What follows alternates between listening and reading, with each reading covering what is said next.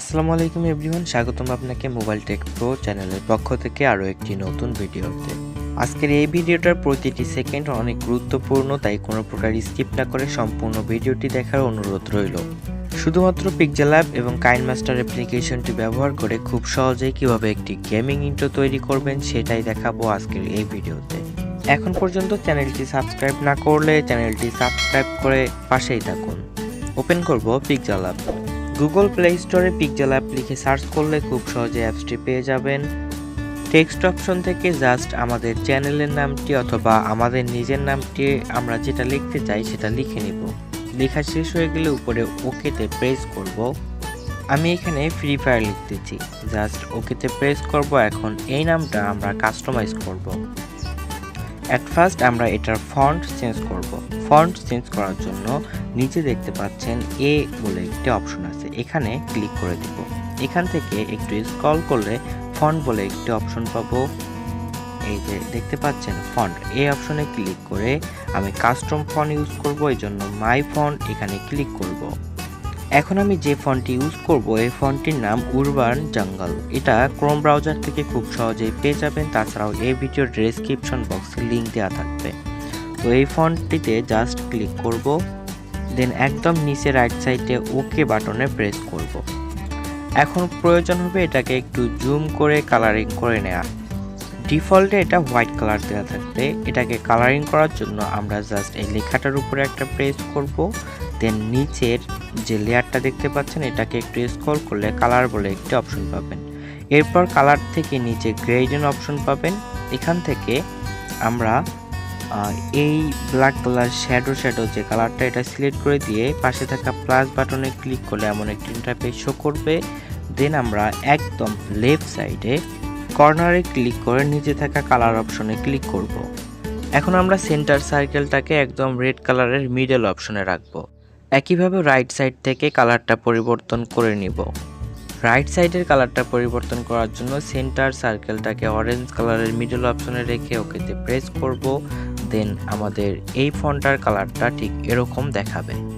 এখন প্রয়োজন হবে আমাদের এই এডিটিং করার নামটাকে ট্রান্সপারেন্ট আকারে সেভ করে নেওয়ার।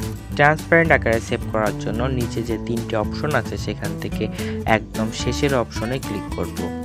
এখন এখানে দেখতে পাচ্ছেন ট্রান্সপারেন্ট বলে একটা অপশন আছে, এখানে ক্লিক করে দিব।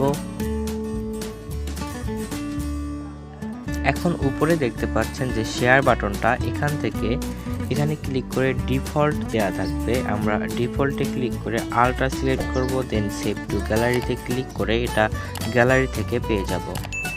তো যাই হোক, এখানকার কাজ শেষ। এখন ওপেন করব কাইনমাস্টার অ্যাপ্লিকেশন।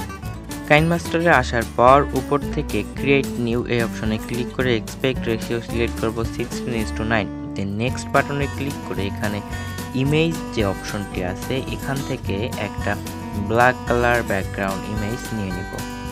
দুঃখিত, একটা না, আমরা দুইটা black colour background image select করব। দেন এখন আমরা চলে যাব লেয়ার অপশনে। এই সার্কেলটার লেফট সাইডে দেখতে পাচ্ছেন লেয়ার বলে একটা অপশন আছে, এখান থেকে চলে যাব মিডিয়া অপশনে।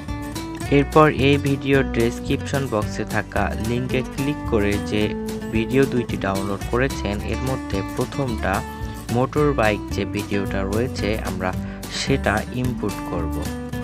এটা ইনপুট করা হয়ে গেলে এর সাথে সাথেই আমরা দ্বিতীয় যে ভিডিওটা রয়েছে সেটাও ইনপুট করে নিব। উপরে থাকা ব্ল্যাক স্ক্রিন ব্যাকগ্রাউন্ডটার লেয়ারটা একটু বাড়িয়ে দিব। এখন ভিডিওটা প্লে করলে তেমন কোনো কিছুই দেখা যাচ্ছে না।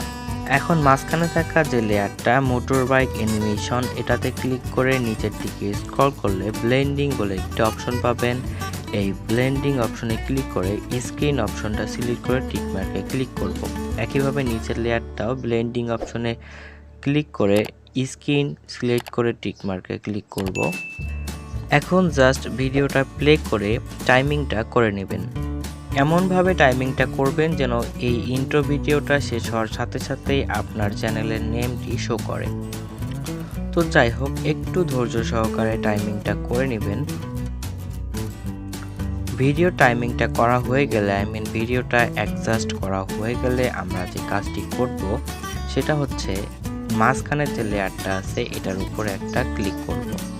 এখন উপরে যে তিনটা অপশন দেখতে পাচ্ছেন মাঝখানেরটা থেকে এটা ফুল স্ক্রিন সিলেক্ট করে টিক মার্কে ক্লিক করব। একইভাবে নিচেরটাও একটু দেখিয়ে দেই, যদি এইটাতে সিলেক্ট করব দেন পাশের যে অপশনটা আছে রাইট সাইডে এটাতে সিলেক্ট করব, জাস্ট টিক মার্কে ক্লিক করে দেব।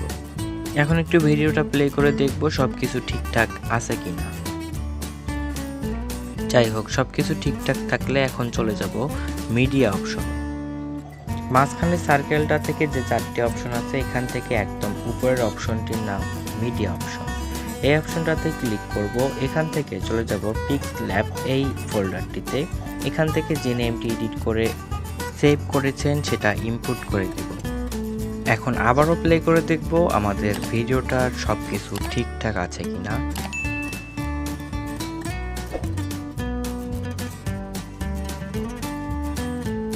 তো যাই হোক, আপাতত ভিডিওটা সম্পূর্ণ ঠিকঠাক আছে। এখন আমাদের যে কাজটি করতে হবে, আমাদের এই ইন্ট্রোটাতে একটা ব্যাকগ্রাউন্ড মিউজিক বা ব্যাকগ্রাউন্ড সাউন্ড অ্যাড করতে হবে। ব্যাকগ্রাউন্ড সাউন্ড অ্যাড করার জন্য এই অডিও বলে যে অপশনটি আছে এখানে ক্লিক করব। এখান থেকে নিচের দিকে একটু স্ক্রল করলে ফোল্ডার বলে একটি অপশন পাবো, জাস্ট এখানে ক্লিক করে এই ভিডিও ডেসক্রিপশন বক্সে থাকা লিঙ্কে ক্লিক করে যে অডিওটি ডাউনলোড করেছেন জাস্ট সেটা সিলেক্ট করে দিবেন। তো যাই হোক, অডিওটা সিলেক্ট করা হয়ে গেলে আমরা এখন জাস্ট এই ইন্ট্রোটা আবারও একটু প্লে করে শুনবো।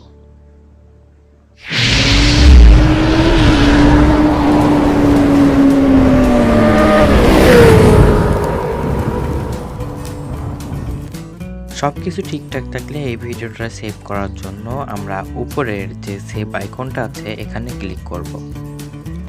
এখান থেকে এই ভিডিওটা ফুল এইচডি রেজুলেশনে সেভ করে নিব। ভিডিওটি ভালো লাগলে চ্যানেলটি সাবস্ক্রাইব করতে ভুলবেন না। দেখা হবে আবারও পরবর্তী কোনো নতুন ভিডিওতে। সে পর্যন্ত ভালো থাকুন, সুস্থ থাকুন, আল্লাহ হাফেজ।